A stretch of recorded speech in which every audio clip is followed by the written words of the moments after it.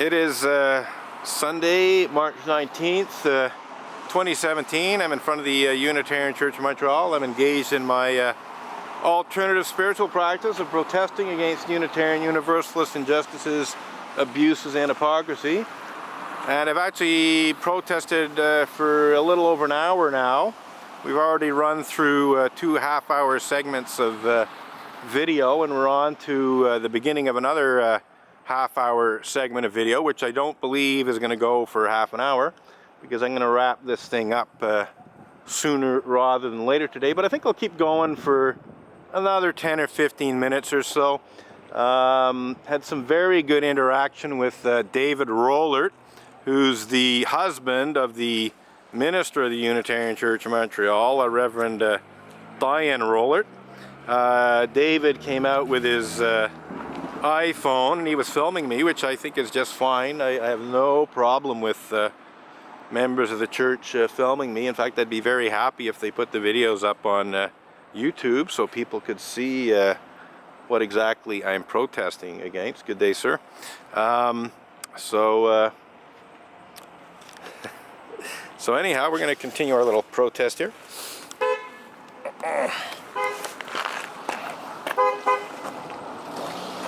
This gentleman was looking at the picket signs, so didn't say anything, but he had a good look at my picket signs, which were leaning up against my knees while I was doing that little monologue in front of the Unitarian Church of Montreal sign, which, by the way, is not its only sign. That's the sign that, you know, gives the address and so on. This is the so-called wayside pulpit, which many Unitarian Universalist churches have.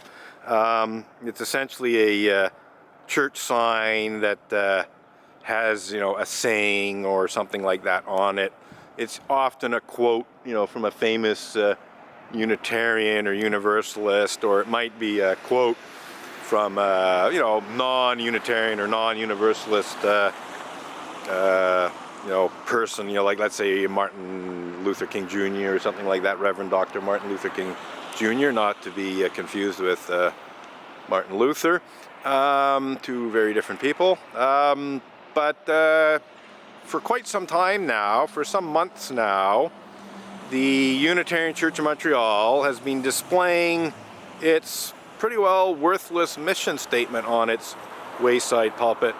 And I will mention that I like to sometimes waggishly refer to Unitarian Universalist wayside pulpits as wayward pulpits, because, you know, what's on them is basically out of alignment with how they actually behave. You know, the pulpits themselves are good. You know, they say good things. The problem is that what they say on the pulpit is wayward when compared to what actually goes on inside the church that the pulpit's outside of. So here, this one's, you know, it's really quite interesting how totally meaningless the Unitarian Church of Montreal's mission statement is. You know, on the surface it looks all very nice. You know, our spiritual community welcomes, nurtures, inspires, challenges. Together we take action in the world. Well, yes, that's fine. You know, that looks all nice and fluffy bunny good stuff, until you realize that it doesn't say what the Unitarian Church of Montreal welcomes, doesn't say what the Unitarian Church of Montreal nurtures, doesn't say what the Unitarian Church of Montreal inspires, doesn't say what the Unitarian Church of Montreal challenges, and doesn't say what kind of actions Montreal Unitarians take in the world. And I can assure you that some of the things that the Unitarian Church of Montreal members and leaders welcome and nurture and inspire are immoral, unethical, borderline criminal, actually criminal, and yes, on occasion, totally batshit crazy.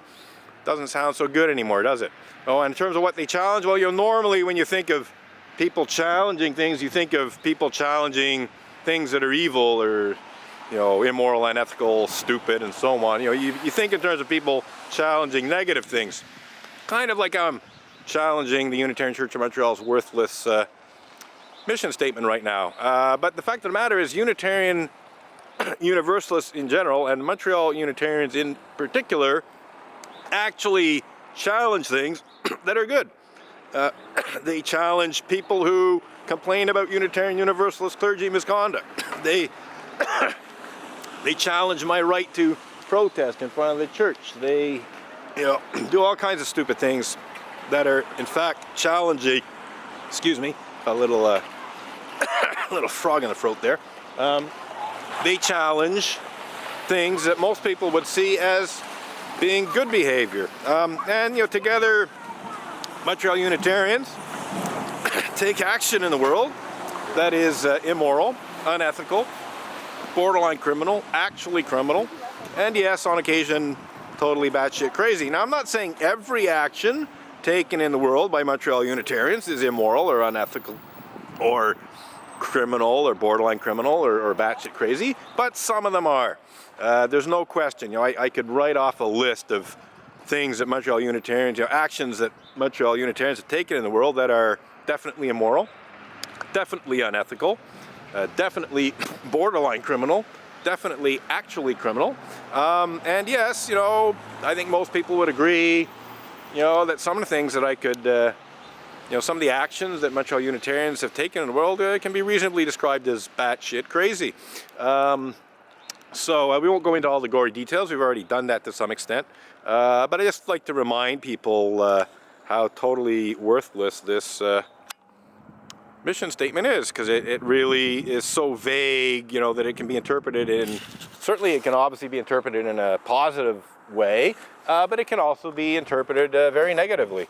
And there's no question that many Montreal Unitarians, including top-level leadership of the Unitarian Church of Montreal, have made a total mockery of the positive interpretation of that mission statement. So we got a guy looking back at the picket signs.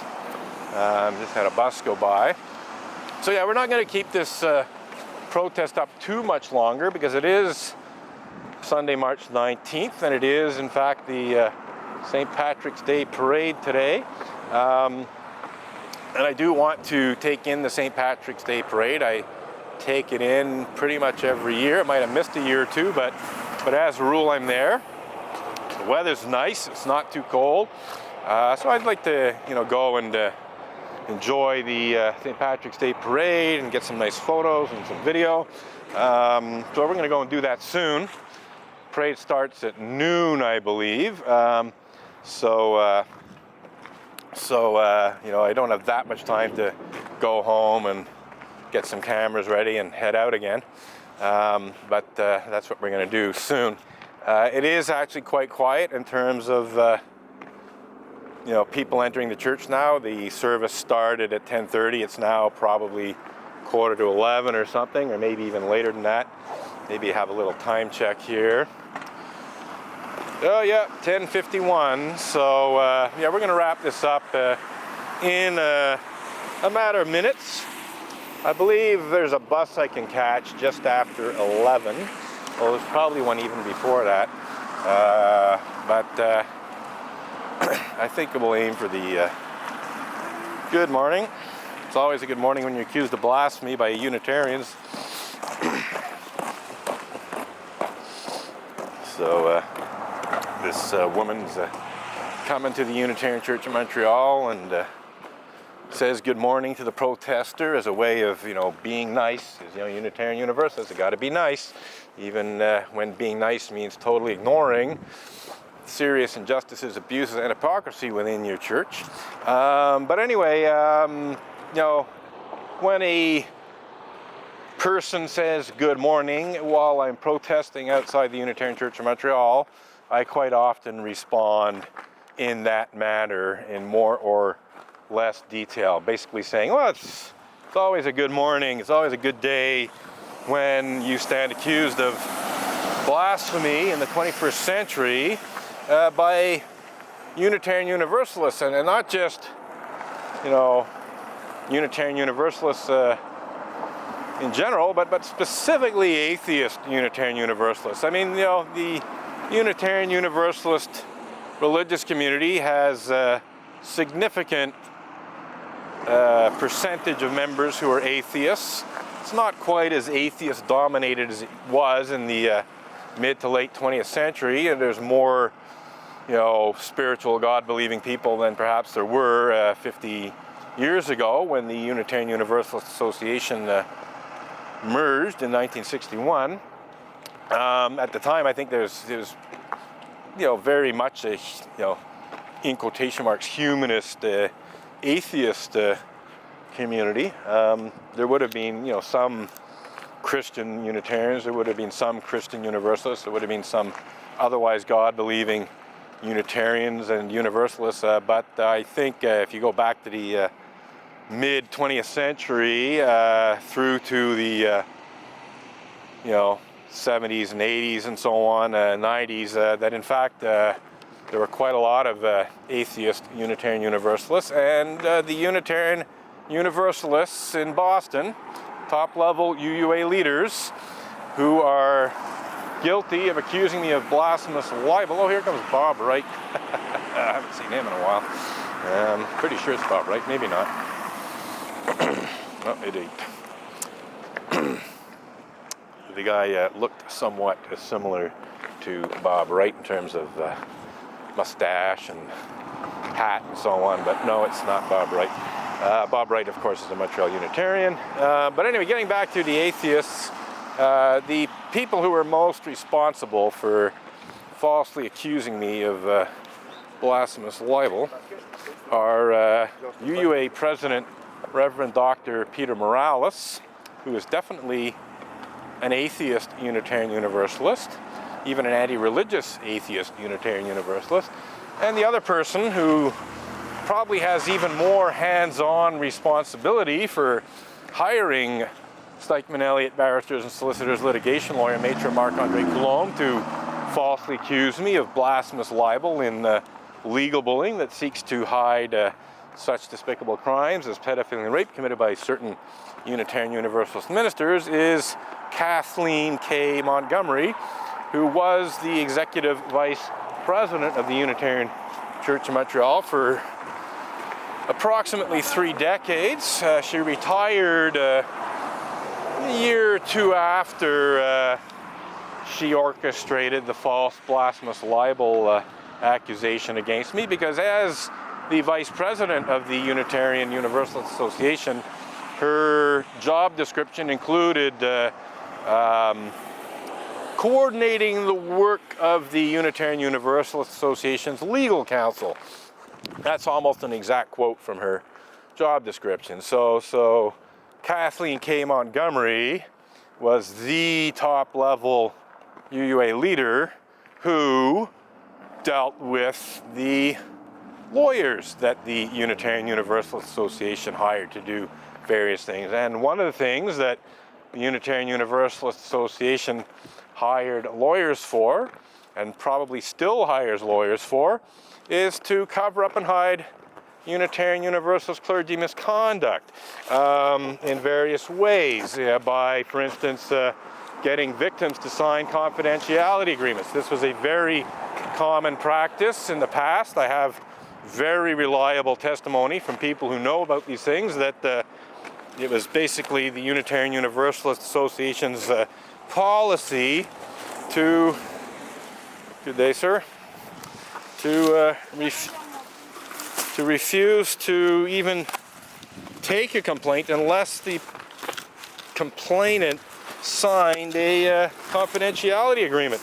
As they basically said, we're not doing anything unless and until you sign a confidentiality agreement. That's one way in which the UUA managed to keep everything hidden, or keep a lot of it hidden, not everything. They can't hide everything. Yeah, so we're wrapping up the picket signs here, but we'll stick around a little bit longer. So yeah, let's come back to the mission statement of the Unitarian Church of Montreal. Now, I will remind people that this is the Unitarian Church of Montreal's mission statement, so it doesn't apply specifically to the Unitarian Universalist Association, but yeah, the action taken in the world by Reverend Dr. Peter Morales and Kathleen K. Montgomery, the executive vice president of the Unitarian Universalist Association, was definitely immoral, was definitely unethical, was definitely borderline criminal in that falsely accusing a person of a crime, if you bring that as an actual complaint to the police or prosecutors, is the criminal act known as public mischief. It's a form of public mischief. So they were one step away from public mischief if they'd actually tried to have me charged with blasphemous libel on the false basis that I'd made unfounded and vicious allegations to the effect that ministers of the association engage in such despicable crimes as pedophilia and rape. So that's just, one of the many immoral, unethical, borderline criminal, and yes, I have to admit, batshit crazy actions that Unitarian Universalists take in the world. And I think on that note, we're going to wrap up this protest, because we really do want to go to see the St. Patrick's Day Parade. So that's it for March 19th. I might have accidentally said March 29th in the earlier, but anyway, we're talking about it's March 19th, 2 days after St. Patrick's Day, 2017, and we're ending today's protest, today's quite successful protest. And we're off to see the St. Patrick's Day Parade, which means that these videos will be uploaded somewhat later than normal, maybe not until later in the week. That's it for now.